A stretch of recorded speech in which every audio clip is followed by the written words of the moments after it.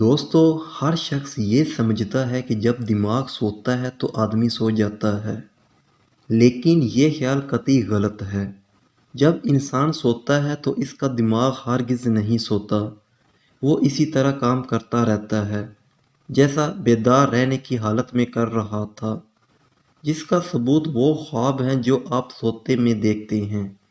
یعنی سوتے میں بھی دماغ کے اعصابی خلیے مسلسل کام کرتے رہتے ہیں، اور سائنسدانوں کی جدید دریافت اور تجربات سے ثابت ہو چکا ہے کہ ہر انسان 8 گھنٹے کی نیند میں 3-4 خواب ضرور دیکھتا ہے۔ یہ ضرور ہے کہ گہری نیند والے خواب آپ کو یاد نہیں رہتے، لیکن صبح کے وقت دیکھا گیا خواب اکثر یاد رہ جاتا ہے، کیونکہ وہ تازہ ہوتا ہے۔ سوتے میں بھی دماغ کے متحرک یعنی ایکٹیو رہنے کا دوسرا ثبوت یہ ہے کہ آپ کو سوتے میں اگر زور سے پکارا جائے تو فوراً جاگ جائیں گے، یا گہری نیند میں بھی اگر زہریلا کیڑا آپ کو کاٹ لیتا ہے تو آپ فوراً جاگ جاتے ہیں۔ دوستو ہمارے جسم کے ہر حصے میں لاکھوں غدود ہوتے ہیں جو دماغ کے اعصابی ڈوریوں کے ذریعے وابستہ ہوتے ہیں۔ جسم میں کوئی بیماری یا کسی اور قسم کا خطرہ محسوس کر کے دماغ ان خاص غدود کو کچھ کیمیاوی رطوبتیں خارج کرنے کا حکم دیتا ہے، جو ان خطرات کا مقابلہ کر کے ان کو ختم کر دیتے ہیں۔ یعنی ایک طرح سے قدرت نے ہمارے جسم کو اس طرح بنایا ہے کہ وہ آٹومیٹک مشین کی طرح اپنے اندر پیدا ہونے والی خرابیوں کو خود ٹھیک کرنے کی صلاحیت رکھتا ہے۔ اگر جسم پر کوئی زخم لگ جائے یا سر درد وغیرہ ہو تو آدمی بے چین ہو کر درد دور کرنے کی دعائیں استعمال کرنے لگتا ہے، لیکن اگر وہ دعائیں نہ بھی کھائی جائیں تو کچھ عرصہ بعد یہ درد ختم ہو جاتا ہے۔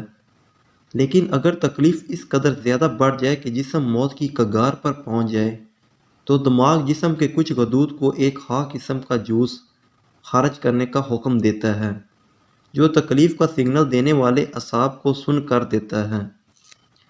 سائنسدان میدان جنگ میں بہت زیادہ زخمی ہو جانے والے سپاہیوں کی زبانی یہ سن چکے ہیں کہ بہت زیادہ زخمی ہو جانے کے باوجود وہ کسی طرح کی تکلیف محسوس نہیں کر رہے تھے اور پوری طرح ہوش و حواس میں تھے۔ دوستو جب دماغ سو جاتا ہے تو دماغ کسی عمل پر کوئی رد عمل نہیں کرتا، اور یہ کیفیت اس وقت ہوتی ہے جب دماغ سوتا نہیں بلکہ بے ہوش ہو جاتا ہے۔ دماغ بے ہوش ہو جانے کے بعد سارے اعصاب اور دماغی مراکز سن ہو جاتے ہیں۔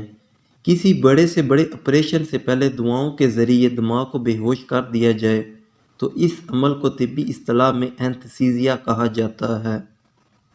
کوئی بھی آپریشن کرنے سے پہلے اینستھیزیا کا ماہر ڈاکٹر مریض کے دماغ کو بے ہوش کر دیتا ہے، اور دوسرے ڈاکٹر جسم کو چیر کر دل پر بھی آپریشن شروع کر دیتے ہیں، لیکن مریض کو کچھ پتہ نہیں چلتا۔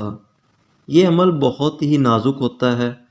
دماغ کی بے ہوشی کے عالم میں مریض کو سانس لینے میں دشواری ہونے لگتی ہے، بلڈ پریشر کم ہونے لگتا ہے۔ اینستھیزیا کا ماہر ڈاکٹر ان دونوں خطروں پر نظر رکھتا ہے۔ عام طور پر مریض کے جسم کا تعلق ایسی مشینوں سے کر دیا جاتا ہے جو مصنوعی طور پر سانس کے عمل اور خون کے دباؤ کے عمل کو نارمل رکھتی ہیں۔